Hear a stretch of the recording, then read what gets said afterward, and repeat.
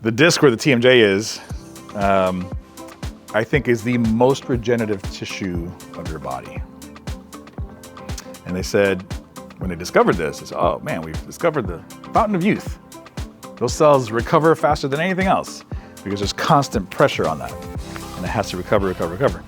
So they tested it, put it in a petri dish, and they said, okay, well, that's multiplying and it's not stopping. So we call cells that multiply don't stop. That's cancer. We have a controlled cancer in our TMJ. It's fascinating the body even does that. We have a controlled cancer in that disc, the articular disc, which has to regenerate quickly because you're always grinding away at it. So imagine how much pressure we have to put on it, how much dysfunction there has to be in order to tear that, right?